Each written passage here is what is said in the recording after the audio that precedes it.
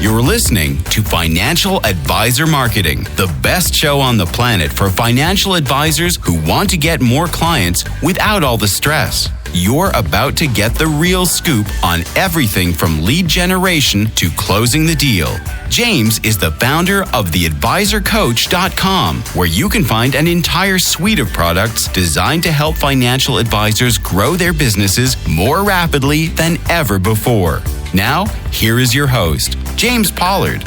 Hey, financial advisors. I'm recording this episode in a hotel room in Old Forge, Pennsylvania. I've been told that this place has the best pizza in the United States. I'm not sure if that's true or not because I haven't hit any of the pizza joints yet. I've been spending all my time on the slopes, in the mountains, just enjoying myself, having a lot of fun.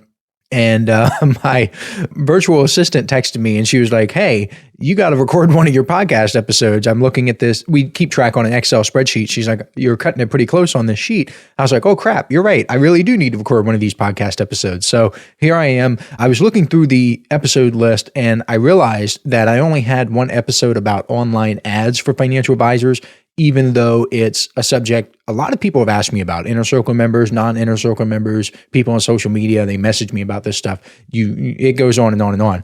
I have several episodes about email marketing, LinkedIn marketing, etc., but only one about online ads. So I'm going to talk about how financial advisors can get better results with their online ads. Sound cool? And I'm going to try to keep it down because it's kind of late as I'm recording this, and I don't want to be that guy in the hotel room next to somebody who's trying to sleep and I'm just like screaming or whatever. I've been on the receiving end of that with crying babies and couples, let's just say exercising in bed, and I don't like that. So I'm not going to do that to other people.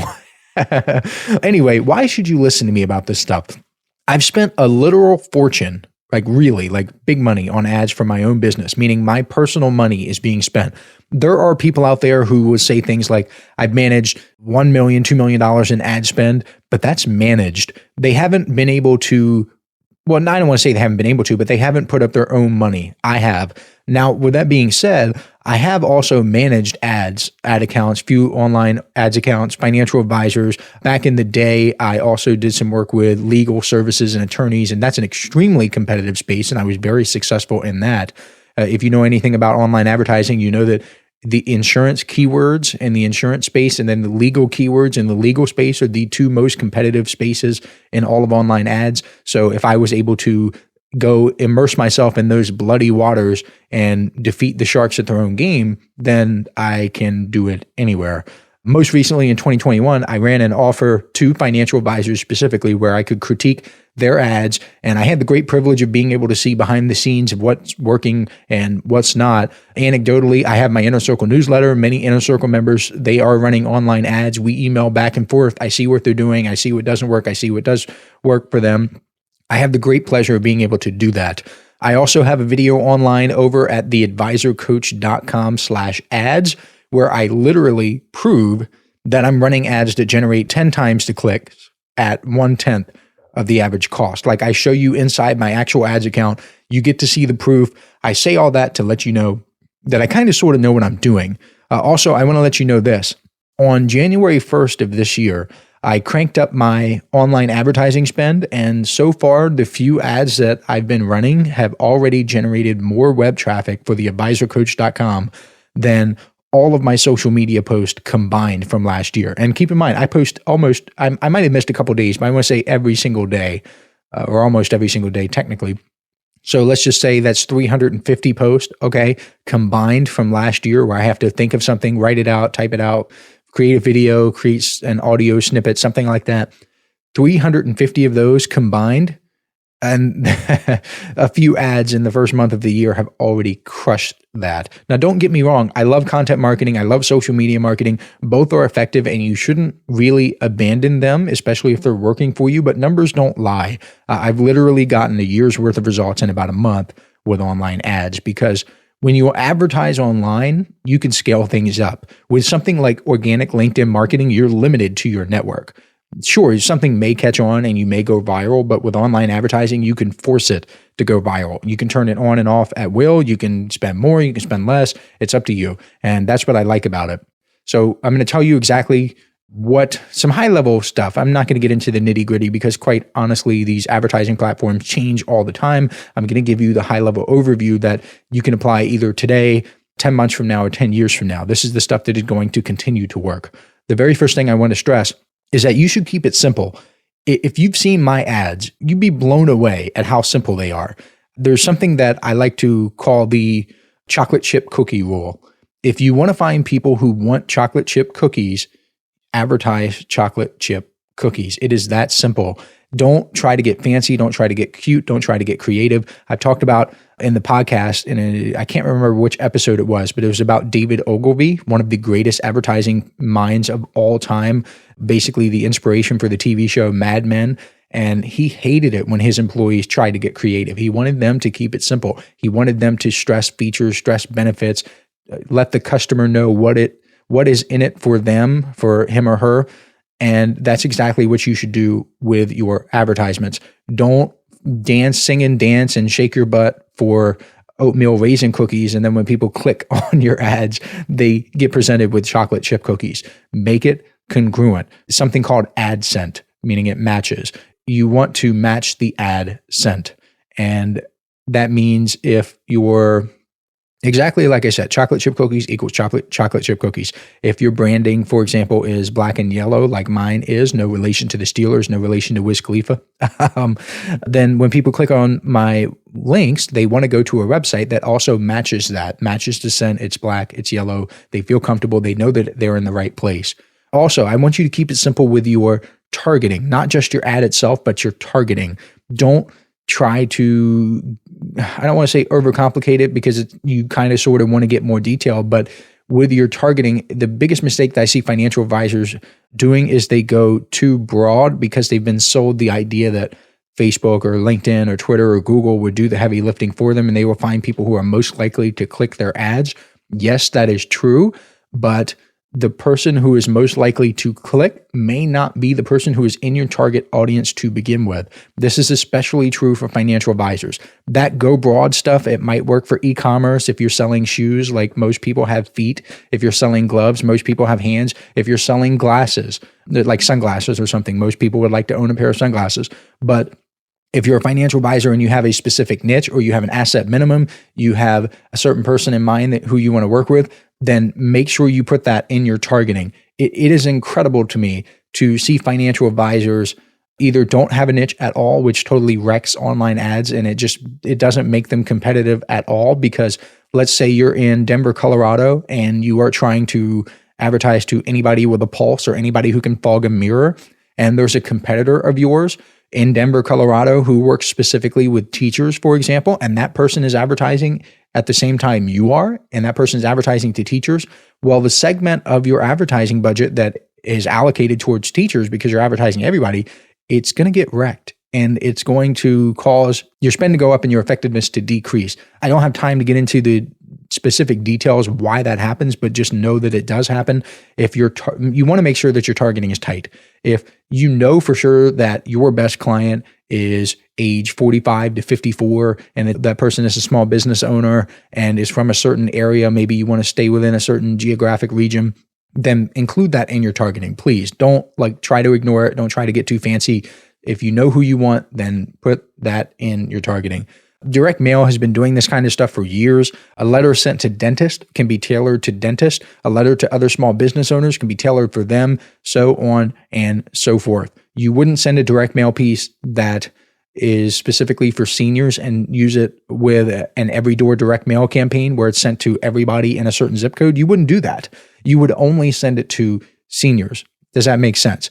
And do you also understand that a direct mail piece sent to seniors and it's tailored to seniors, that's going to work better than a general direct mail piece sent to everybody in a zip code? That is just common sense. That's what happens, especially online, because there are other people who are competing with you. At least with something like direct mail, your costs don't really change. If your direct mail piece costs $1 per mailing and there are 10 people advertising in your area, it doesn't change the cost of your mailing to $1.50. But with the online auction model, it does. If there are more people competing, it drives up your cost. So do that. Keep that in mind as well. And speaking of cost, the other thing I want to bring up is don't automatically assume that you have to go with Facebook ads, because Facebook has a lot of competition. There are lots of agencies, there are lots of businesses that are selling financial advisors on the idea that they need to use Facebook ads. And Facebook ads are awesome if they're used correctly, but gosh darn it, they are competitive, and they do have the auction model. And it seems like everybody is trying to go after a certain group, namely executives. It's really popular for these companies to target executives on Facebook, people who have higher incomes. They've gotten really fancy with the way that they do it. They correlate certain purchases with high incomes. Like if somebody likes BMW or Tesla or Mercedes, then there's a strong correlation with income there, that, or at least they think there is. The data might say otherwise. For example, I remember reading a stat. I'm rambling here, but hopefully this will help you. I remember reading a stat that the average BMW driver only makes $45,000 per year. So take that for what you will. But a lot of these agencies are using that. They're using this backdoor method to try to target people with money for financial advisors. Hey, financial advisors. If you'd like even more help building your business, I invite you to subscribe to James's monthly paper and ink newsletter, The James Pollard Inner Circle. When you join today, you'll get more than $1,000 worth of bonuses, including exclusive interviews that aren't available anywhere else. Head on over to theadvisorcoach.com/coaching to learn more. Now, that's not bad in and of itself, because if you're getting appointments and you're making money, more power to you. But what happens when 10 more agencies get involved in the space in the next year, and they try to gobble up these financial advisors and sell, and they convince 10 or 20 financial advisors each? Let's say they convince 20 financial advisors each to go after this market. So now you have 10 agencies, 20 financial advisors each. That is 200 new competitors who are advertising. And what's crazy is that these marketing agencies, a lot of times they get paid on retainer, or they get paid as a percentage of money spent. So not only are there 200 new people in the space who have been convinced that they need to target this group of people on Facebook, which drives up your cost, what's even crazier is that these advertising agencies are convincing them to spend more and more money. And the more money they spend, the more the costs go up, because it's so darn competitive. You can advertise on LinkedIn, right? If you're targeting a certain occupation, LinkedIn is absolute gold, because people put their occupation on their LinkedIn profile. If you're targeting, I go back to teachers, right? If you're targeting teachers, if you run an ad on LinkedIn, you can literally just filter for teachers. That's what I do for financial advisors. I target financial advisors, financial planners, people with financial planner in their LinkedIn profile. I'm literally just targeting that, because I want to know that my ad is only going to be served to people who have financial planner in their LinkedIn profile. And the only reason somebody would put financial planner in their LinkedIn profile is if they're a financial planner, hopefully. You can also advertise on Google. A lot of people sleep on Google ads. And I'm not just talking about the local network ads or the 3 or 4 ads that show up on the first page of the search results either. Because guess what? Google also owns YouTube. You can advertise on YouTube. You can advertise on niche specific channels. Let's say that there's a really popular dentist channel. You can literally, and again, just Google this. If you have good Googling fingers, I don't have time to get into every single step, but the general idea is you can use your Google ads to target specific YouTube channels of occupations, anything that you want, really. If I wanted to target a certain podcast that puts its episodes on YouTube, I could do that. If I want to target a certain YouTube channel, an entertainment channel, whatever, I could do it, whatever I want. And I could say, only run my video ads on these channels. So guess what? You could get a list of 20 to 25 dentist channels and only run your video ads in front of those channels. And the most important part of an effective YouTube ad is a good hook. Because, I mean, if you've been on YouTube, you've seen this, where you can skip the ad after 5 seconds. Those first 5 seconds are critical. So that's the part you want to test. That's the part you want to get down. You want to do whatever you can. Your money needs to be spent to get those first 5 seconds right. If you create 10 different videos, make sure you have 10 hooks, 10 different ones. That way you can see which one works the best. You can advertise on Twitter. There is a way to target follower lookalikes. So if there's a popular dentist Twitter page or Twitter person, I'm not really that active on Twitter itself, but I do run a lot of Twitter ads. If a Twitter account, I guess I should say, or a Twitter handle. then you can advertise to people who follow that Twitter handle. Let's say there's a really popular dentist influencer, dentist guru, whatever. At dentist guru on Twitter, you can target the followers of that account, of that handle, and that gets really crazy really fast. Another thing I want to tell you, I've got 2 more things that I'm going to tell you in this episode, and then I'm going to wrap it up. The next thing is to track your entire sequence. Oh my goodness, this is so important. Back in, I think it was like June or July of 2021, when I did the offer to critique people's Facebook ads accounts, I saw this mistake more than anything else. There were financial advisors who were so focused on just the ads, they ignored everything else. So I say, okay, this ad kind of sort of looks good, but in order for me to confirm that it's performing for you, can you show me your Google Analytics? They were like, no. I was like, this ad looks good. Can we confirm that it's working well by looking at your email account? They were like, no, because they didn't have the metrics from there. I've had ads personally in my own business. I've had ads with terrible numbers. Like if you looked at these ads, you would say these ads are horrible. They're not working at all. But then when you look at what's going on in the business and you look at the numbers behind it, you say, whoa, this is crazy. When you get the entire sequence, like they just crushed it. I've also had front end ads that looked amazing, where it's the best ad. It's got an amazing headline. It's getting a lot of engagement, a lot of clicks. It's got a high click-through rate. Everything's going for it. It looks like it's cranking on all cylinders. But then it's terrible on the back end. You need to look at every step of the process. I talk a lot about email marketing, and here's a little secret I want to give you. You can get away with mediocre ads if your email marketing is on point, because your email would do the heavy lifting and it will wreck your competitors. If somebody just gets on your email list and then you have the follow-up sequence do the work for you, like I talk about over at theadvisorcoach.com/webinar, you don't even need to have incredible ads. Obviously, if you have incredible ads and an incredible email marketing sequence, you are going to be so far ahead of everyone else. But truth be told, you don't really need the best ads in the space if your email marketing campaign is doing all the work for you. That's one of my biggest secrets. I have been so fortunate to, I hate saying mastering something because I believe we're always improving. There's always room for improvement. But compared to the majority of the population, I have mastered both online advertisements and email marketing. And when I put the two together, it's just like nitroglycerin, just boom, incredible. The other last thing I want to tell you is if you're hiring an agency, focus on dollars in versus dollars out. Don't let them try to give you the smoke and mirrors. A lot of these agencies, they are masters at bluffing people, at BSing people. They will say, oh, yeah, the conversions are down, but hey, your cost per click is down too, and that's great. Or hey, your CTR is up. Look, you don't care about the CTR. You don't care about the cost per click necessarily. You care about dollars in versus dollars out. If you have an agency, this is some of the most important advice I can give you. Insist, absolutely insist, do not move forward unless they provide you with reports with proof of how much money you are spending on your ads compared to how much money you are generating. There is no excuse for them not to do this. At the time of this recording, 2 of the services that exist that provide online ads tracking down to the dollar amount, meaning they track people. Let's say that John opts into my email list and 4 months later, John spends $47 on a product that I offer. He spends $47 on a product that I offer. I can log in. I can see that John spent this money and I can see exactly where he came from 4 months ago. I can see the exact ad set. So 5 or 6 months could go by for a particular ad and people could not make a move. They couldn't spend any money. They couldn't get involved in my world, something like that. And then when they do, the ad goes from unprofitable to extremely profitable. And if my cash flow can last those 5 or 6 months, then I should keep it running, because it would be silly of me to turn off an ad that is profitable. Does that make sense?